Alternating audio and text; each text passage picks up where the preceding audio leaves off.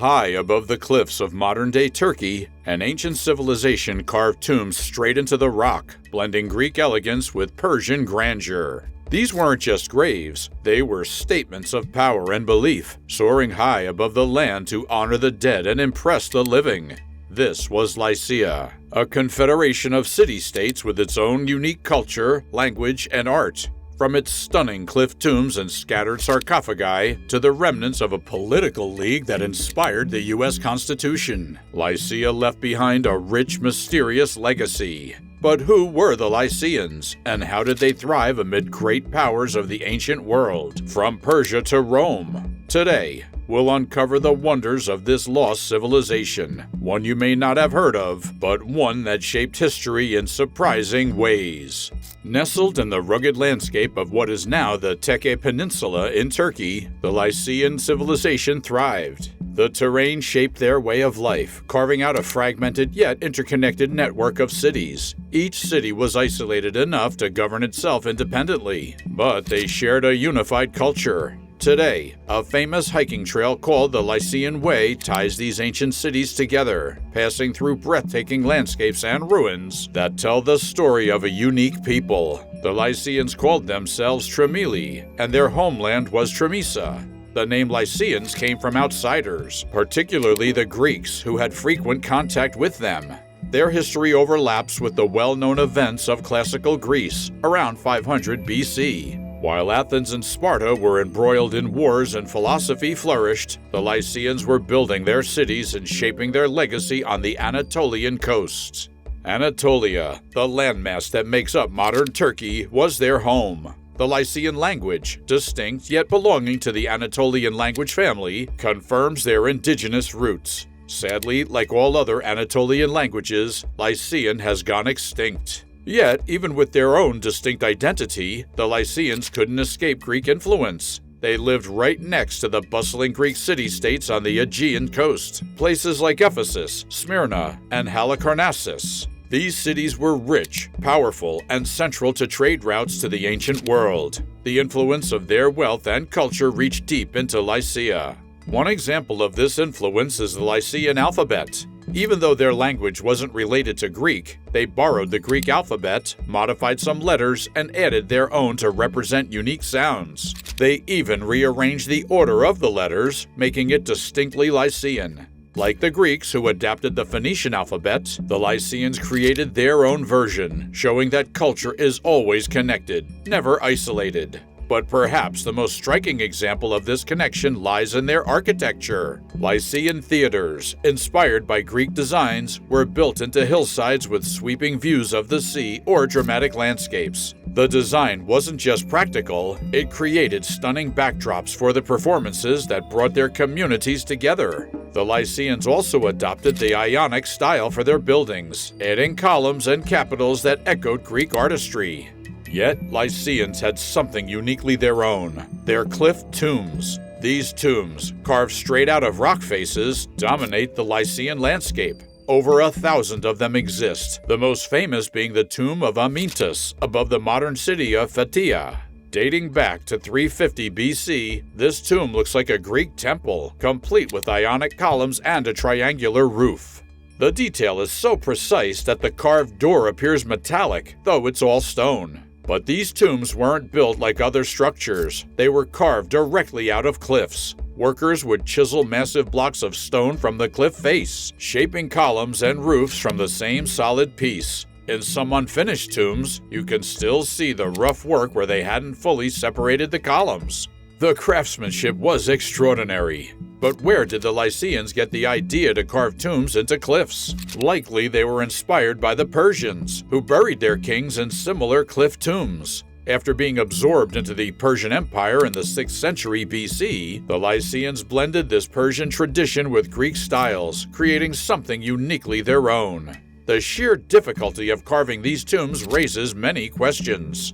How did they do it? Without modern tools, workers likely relied on scaffolding or ropes, chiseling the rock while suspended or perched on wooden platforms. It was dangerous work. Some suggest once they carved enough space near the top, they might have worked downward, creating a safer, more stable platform as they went. These tombs weren't for everyone. They were built for the elite, the ruling class, or the wealthy. Most people were buried in sarcophagi, which are also scattered across the Lycian countryside. Some areas are dotted with hundreds of these stone coffins, creating an almost otherworldly landscape. There was a purpose to placing the tombs high on cliffs. For one, they were visible to anyone traveling by sea or river, ensuring the deceased were remembered for generations. The Lycians believed that winged creatures would carry their souls from these high tombs to the afterlife, so being closer to the sky made spiritual sense. High placement also deterred looters, though not entirely. Over centuries, tomb raiders emptied nearly every tomb, leaving little for archaeologists to uncover. Despite this, Lycian coins give us a window into their world. The Lycians were among the first to mint coins, following their neighbors, the Lydians, who created the world's first currency.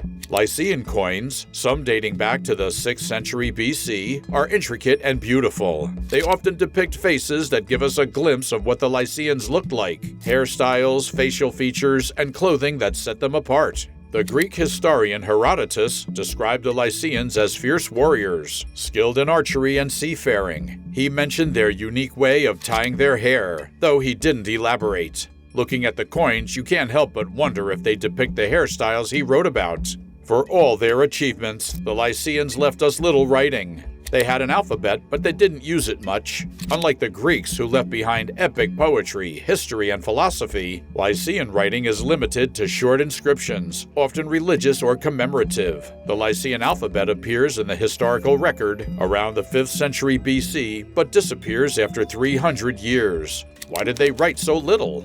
Perhaps writing wasn't central to their culture, or maybe they used materials that didn't survive over time.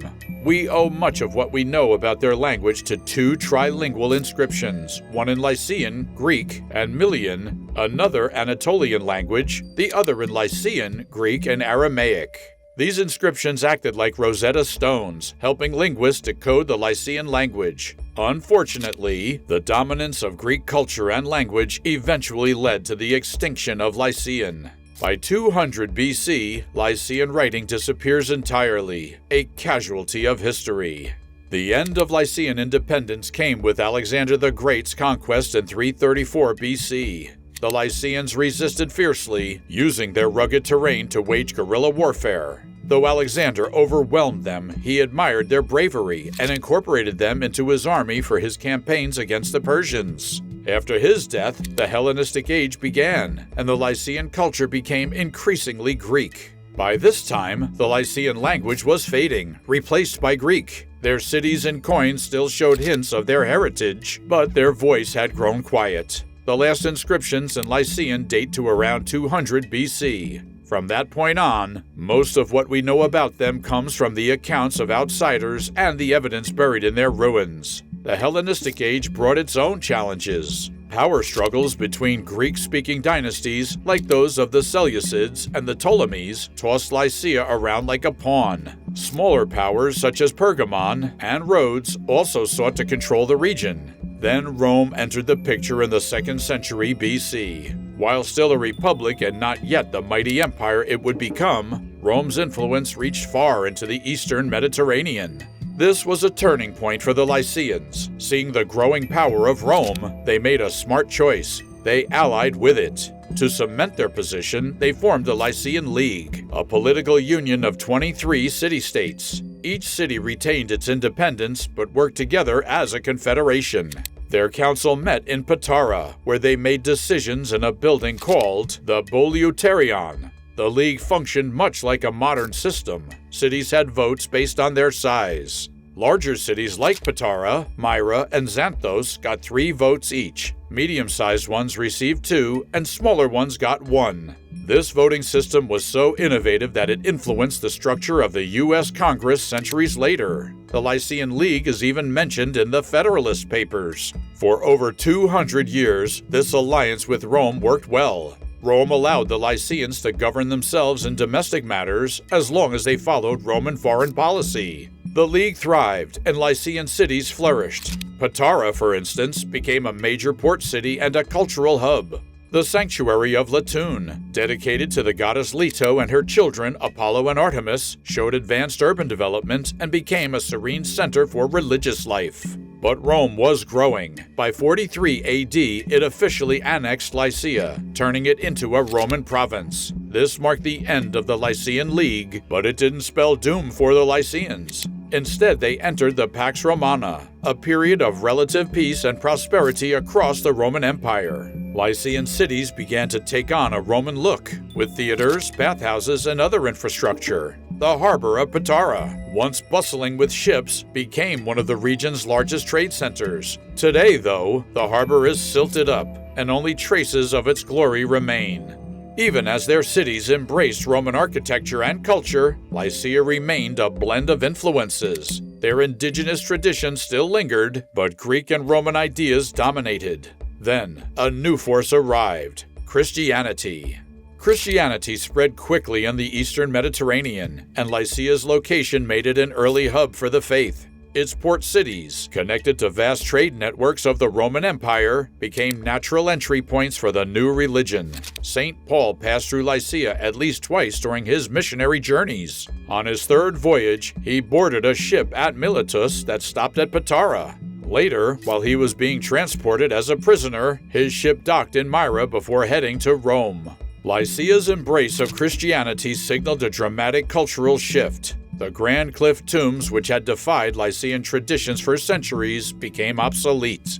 Christians favored simpler burials, often in catacombs or modest graves. Over time, the carving of elaborate tombs disappeared entirely, taking with it one of the most distinctive features of Lycian culture. But Lycia wasn't done leaving its mark on history. In the 4th century, a man named Nicholas became Bishop of Myra. Today, we know him as Saint Nicholas, the inspiration for Santa Claus. According to tradition, he was born in Patara around 270 AD and later served as a leader in the Christian church. Stories of his generosity, like secretly giving money to the poor, formed the basis of the Santa Claus legend. When Nicholas died, he was buried in a tomb in Myra, and the site became a place of pilgrimage.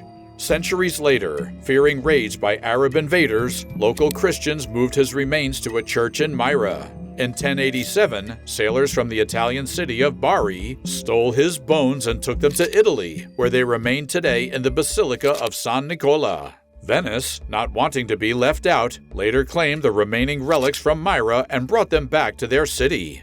From its rocky cliffs and intricate tombs to its lasting influence on politics and religion, Lycia's story is one of resilience and adaptation. Though their culture was eventually absorbed into larger empires, their legacy lives on. In ancient ruins, in stories passed down through history, and even in the modern myth of Santa Claus. If you enjoyed exploring the wonders of the Lycian civilization, don't forget to like this video, subscribe to our channel, and turn on notifications so you never miss a new story. And let us know in the comments what surprised you most about Lycia.